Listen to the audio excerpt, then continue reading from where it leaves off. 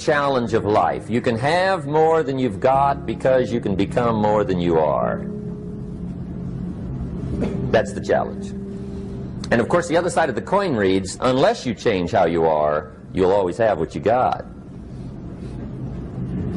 I have found in my experience that income does not far exceed personal development. Now, sometimes income takes a lucky jump, but sure enough, unless you grow out where it is, it'll usually come back where you are. Life has strange ways. If somebody hands you $1 million, best you become a millionaire quickly, so you get to keep the money. Otherwise, sure enough, it'll disappear. Somebody once said, if you took all the money in the world, divided it up equally among everybody, it would soon all be back in the same pockets. Incredible. Success is something you attract, not something you pursue. Success is looking for a good place to stay. So instead of going after it, you work on yourself. Personal development. See, the major question to ask on the job is not what are you getting? The major question to ask on the job is, what are you becoming? See, the big question is not what am I getting paid here? The big question is, what am I becoming here? Because true happiness is not contained in what you get. Happiness is contained in what you become. So that's our major subject for tonight, personal development. Of all the assignments Mr. Schoaf gave me at age 25, this was probably the most difficult. In fact, I'm still working on this one. I think it's an unending challenge to see what you can become. The next subject is called Basic Laws. And it's good to study the basics. And I call these basics primarily because they come from the Bible. Now, I'm not a theologian or a minister, and that'll be apparent. But Mr. Schoaf taught me that the Bible was a good textbook for ideas and stories and success equations, how to live the better life. I found out that was true. He also taught me that the Bible is as practical as it is spiritual, and I found out that's true.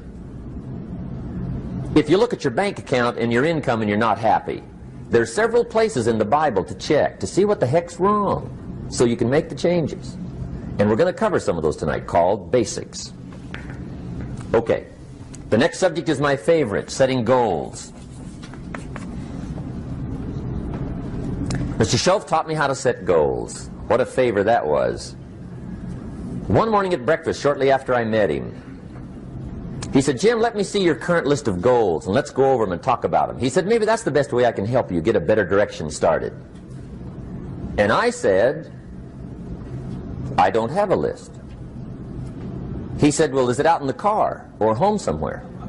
I said, no, sir. I don't have a list anywhere.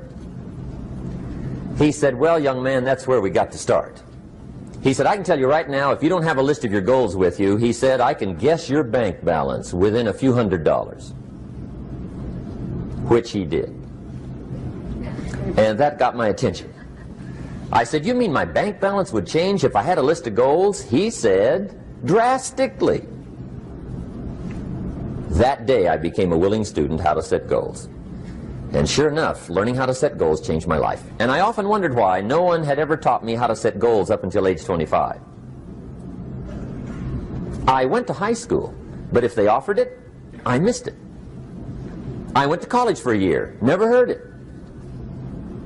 I worked for Sears. Really. And to my knowledge, Sears never taught it. Right? How to set goals. So here I am, age 25, married, my family's starting, I've been to college, I'm working, and I still don't know how to set goals. But fortunately, when I was 25, I met the man who taught me how, and it revolutionized my whole life. Economically, socially, personally, it's incredible. So I want to share with you tonight what Mr. Schoaf shared with me, how to set goals. It can be a life changer. Okay. The next subject is the negative part of the seminar. Life is part negative, so we got to talk about the negative. And this subject is called diseases of attitude. Diseases of attitude. There's a lot of things that can wreck your chances to do well. We live in a rather dangerous world, so you got to be not only wise, you got to be careful. Now, attitude diseases are just as bad as physical diseases, right? High blood pressure, heart trouble. I mean, a lot of things will ace your chances to do well. So you've got to be careful. And attitude diseases are deadly. I mean, they'll destroy all the good things you start. Okay? So we'll go through those attitude diseases, how to spot them, how to look for them, what they are, and the cure. And I'm a pro on these because I've had them all, so I can give you excellent advice on these. Now, the last subject we're going to consider tonight is called the day that turns your life around. The day that turns your life around. And under this subject, we're going to talk about the emotions that can change your life. Human beings are emotional creatures, and emotions are powerful for life change. Now, of course, emotions are so powerful they can go either way on you. Emotions can either build or destroy. So you really have to employ emotions properly. We call civilization the intelligent management of human emotions. If you can intelligently apply your emotions in the right direction, no telling what can happen. Could turn your life around one day would be sufficient. So we'll talk about those. Okay. Now that's a lot to cover in one evening, but we'll keep at it here and see if we can't get it all done. I'd like to have you now jot down the theme of the seminar. Every seminar should have a theme, I guess. We've got one. It's on some of our literature if you happen to notice it, but if you didn't, for your notes, here it is. The theme of the seminar goes like this: the major key to your better future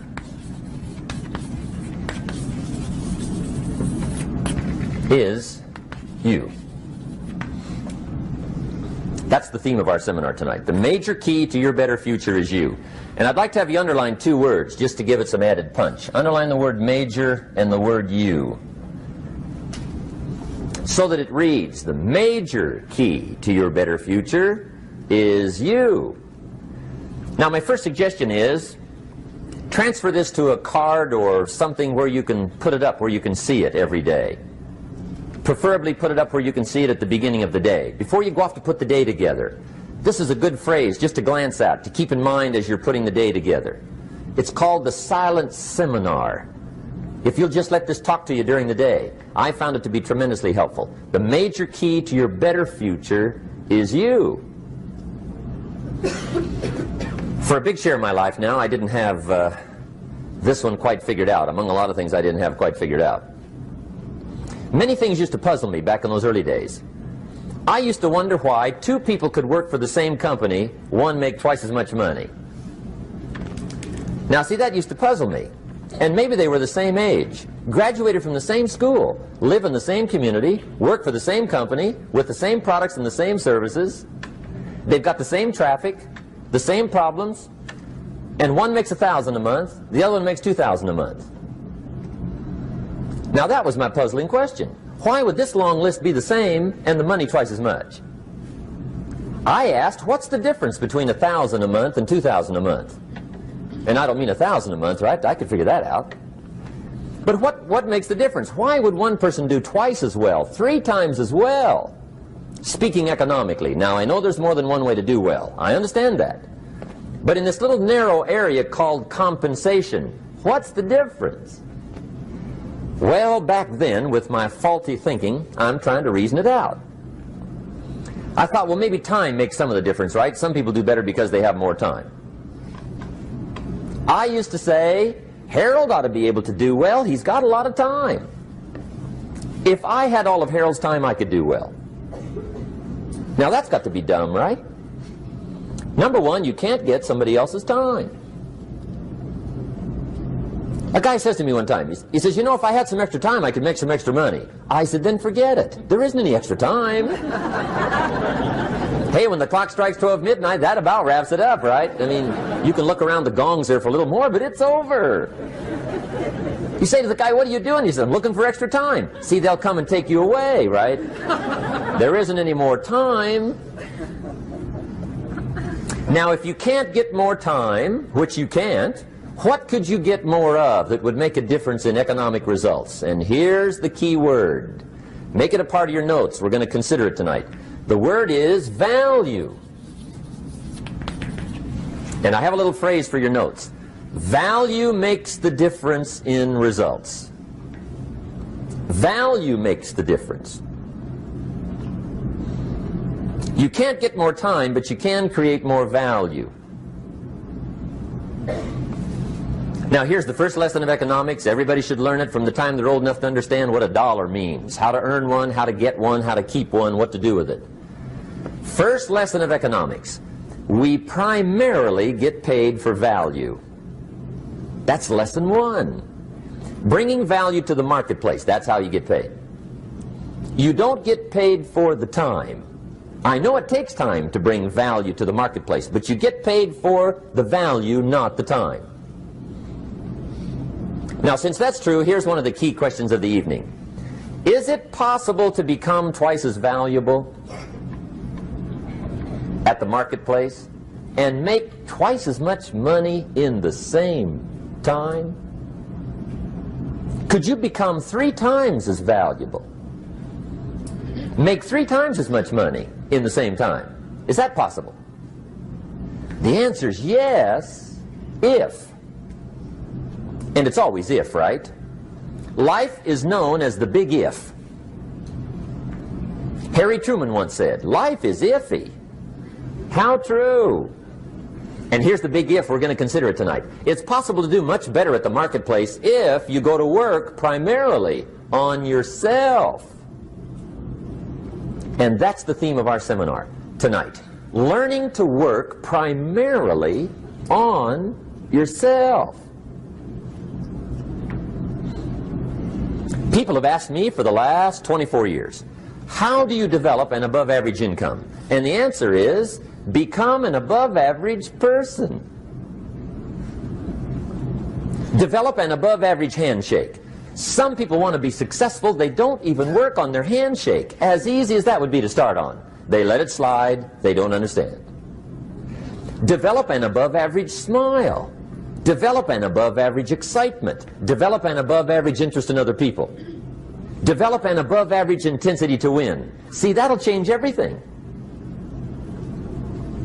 Probably one of the most frustrating experiences in life is looking for an above-average job with above-average pay without becoming an above-average person. It's called frustration.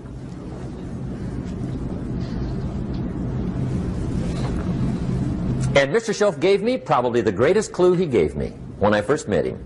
He said, Jim, if you want to be wealthy and happy the rest of your life, just learn this lesson well. He said, learn to work harder on yourself than you do on your job.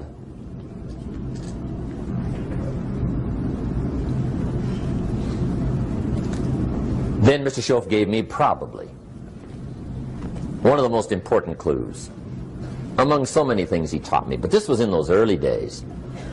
Mr. Schoaf was very kind, but he was also very abrupt. And he had these interesting questions to ask. I'm giving him a little rundown one day on how things hadn't worked out for me. He said, Mr. Rohn, I've got the answer for you if you will listen carefully. And listen carefully I did that day and for the next 5 years. If somebody's wealthy and happy, you gotta listen. He said, Jim, I've only known you a short time. But he said, it's already my honest opinion that for things to change for you, you've got to change. That wasn't quite the answer I was looking for. But that's the answer he gave me, and I pass it along to you on this warm summer evening in Anaheim, California, 1981. For things to change for you, you've got to change. Otherwise, it isn't going to change. Before I met Mr. Schoaf, I used to say, I sure hope things will change. Right? That seemed to be my only hope. If it isn't going to change, I'm in serious trouble. And then I discovered it isn't going to change, so I'm in serious trouble.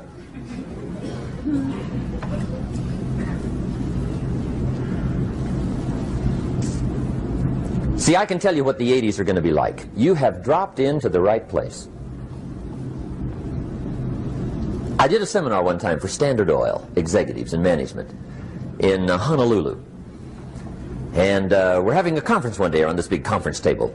And one of them said to me, Mr. Rohn, you know some fairly important people halfway around the world. What do you think the 80s are going to be like? I said, gentlemen, I do know the right people. I can tell you. So they all listened very carefully. And I said, gentlemen, based on my wide experience, I can really honestly say to you, in my opinion, in the 80s, it's going to be about like it's always been. Aren't you glad you came? That's inside. I don't pass that around just everywhere. Now, of course, I said that to make a point, but I also said it because it's accurate. It's going to be about like it's always been. It isn't going to change. The tide comes in, and then what? It goes out. For 6,500 years that we know of, recorded history, and probably long before that. So it is not going to change. It gets light, and then what? It turns dark. 6,500 years. See, it's not likely to change.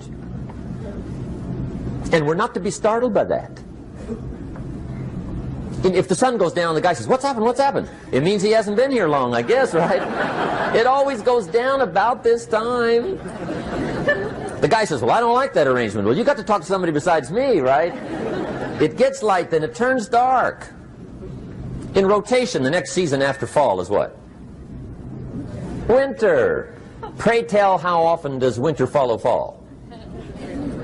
Every year regularly for the last 6,500 that we know of. See, it is not going to change. Now, some winters are long, and some are short, and some are hard, and some are easy, but they always come right after falls. It isn't going to change. Sometimes you can figure it out, sometimes there's no way to figure it out. Sometimes it goes well, sometimes it gets in a knot. Sometimes it sails along, sometimes it gets in reverse. See, that's not going to change. The last 6,000 years reads like this: opportunity mixed with difficulty. That's how it reads. It isn't going to change. The man says, well, if it isn't going to change, how will my life ever change? Answer, when you change. And whether I'm talking to high school kids or business executives, my message is always the same. And it goes like this: the only way it gets better for you is when you get better.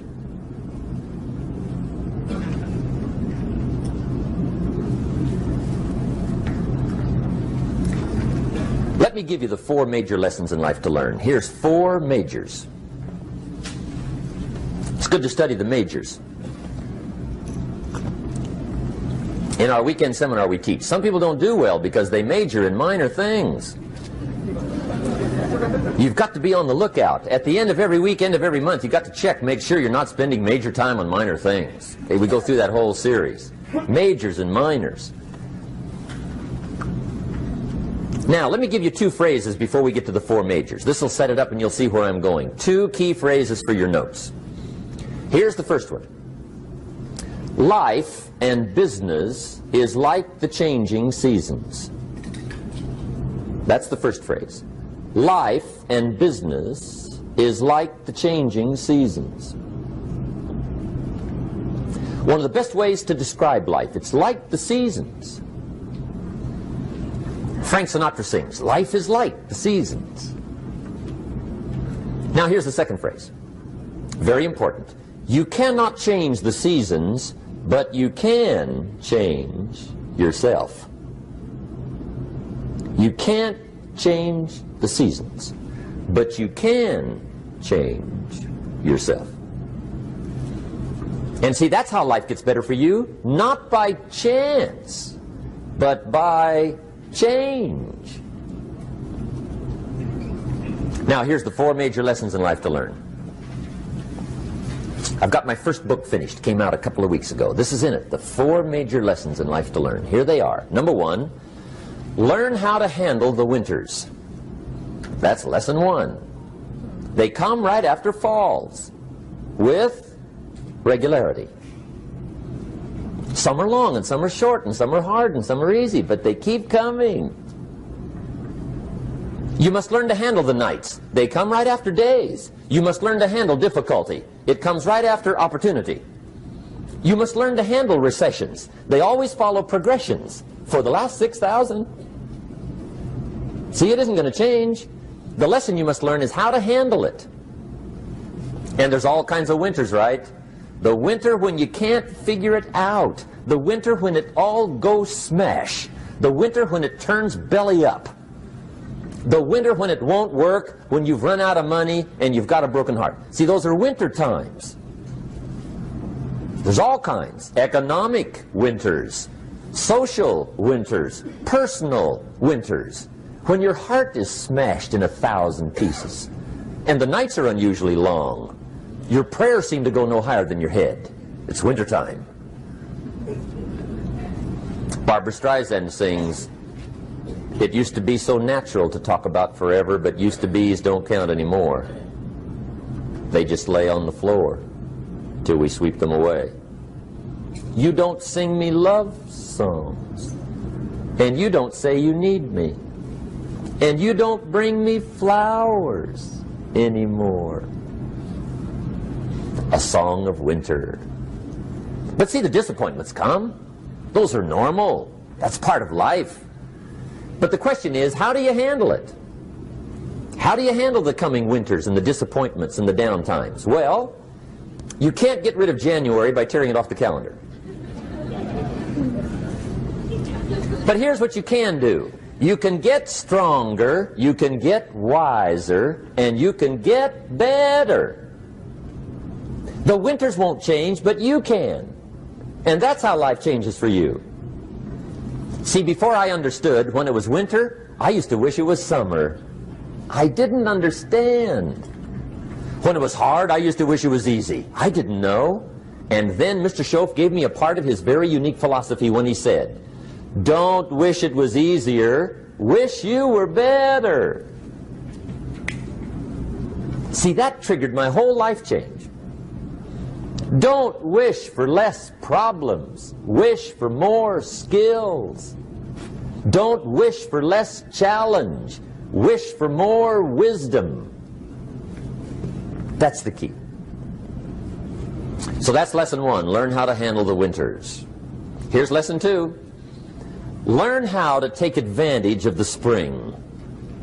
That's the second one. Spring is called opportunity. And spring follows winter. What a great place for it. If you were going to put it somewhere, that'd be the place to put it, right after winter. And pray tell, how often does spring follow winter? Every year with regularity, 6,000. You can almost count on it. See, opportunity always comes. Days follow nights. Isn't that terrific? Opportunity follows difficulty. But here's what you must learn to do. Underline these 2 words in that key phrase. Take advantage. Underline those 2. You must learn to take advantage of the spring. See, just because spring rolls around is no sign you're going to look good come fall. You got to do something with it. In fact, you have to get good at one of 2 things in life. Planting in the spring or begging in the fall. Or get somebody to do it for you. See, those are about the only alternatives. Now here's what else you must do. Take advantage of the springs quickly, because there's only a few. Just a handful of springs have been handed to each of us. They don't come forever.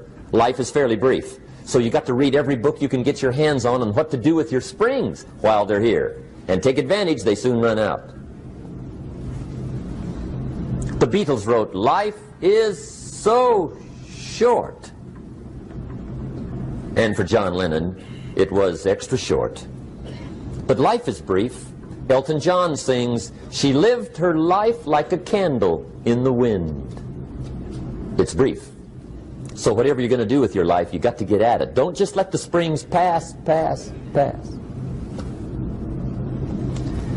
Here's the third major lesson in life to learn. Learn how to protect your crops all summer. You got to take care of what you start. Sure enough, as soon as you've planted your garden in the spring, the busy bugs and the noxious weeds are out to take it. And here's the next bit of truth. They will take it unless you prevent it. And that's the third major skill to learn. You've got to learn to prevent the intruder from taking all the good you start. It's one of the challenges. Here's two key phrases under number 3. First one, all good will be attacked on this planet. Maybe not the next one we get to, but on this one, all good will be attacked. Every garden will be invaded. Not to think so is naive. And here's the second phrase. All values must be defended. Political values, social values, community values, family values, marriage values, friendship values, business values. Every garden must be tended all summer. Third major lesson. Now here's number 4. Fourth major lesson in life to learn. Learn how to reap in the fall without complaint. Learn to reap come harvest time without complaint. Take full responsibility for what happens to you. It's one of the highest forms of human maturity, accepting full responsibility. It's the day you know you've passed from childhood to adulthood, the day you accept full responsibility. And another note, learn to reap in the fall without apology. Without apology if you do well, and without complaint if you don't. That's maturity. I used to have that long list of reasons why I wasn't doing well. To explain. You got to explain, right? Otherwise you're going to look bad. I used to have this funny list called Reasons for Not Looking Good.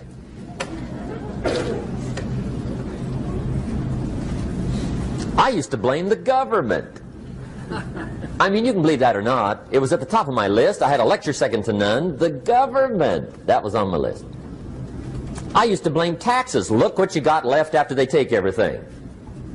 And they expect you to do well. That was on my list there. Prices, that one's easy, right? You walk into the supermarket with $20, come out with a little half bag. So I had that on the list. I used to blame the weather. I blamed the traffic. I used to blame my car. I blamed the manufacturers. I used to blame the company. I blamed company policy. I used to blame the training program. I blame my negative relatives. They were always putting me down. I blame my cynical neighbors. They're just selfish, looking out for themselves. Won't loan you money? They were on my list.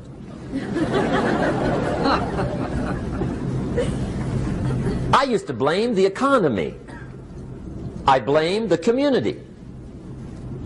That's a pretty good list for not doing well, isn't it? I thought it was good.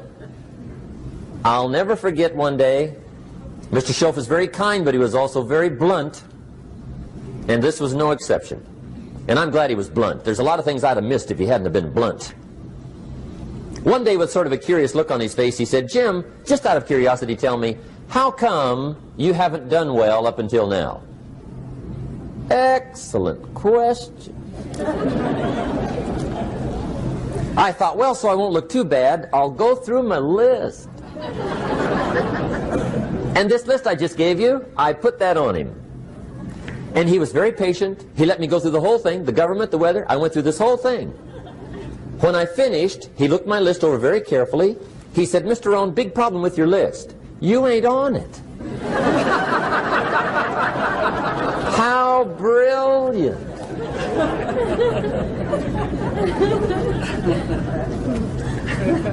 When I went to work for him a few months later, I learned very quickly to tear up my list, reasons for not doing well, and I threw it away. And I got me a fresh piece of paper. And I put one word on it. Me. There's a Black Heritage spiritual that says, "It's not my mother nor my father, nor my brother nor my sister, but it's me, oh Lord, stand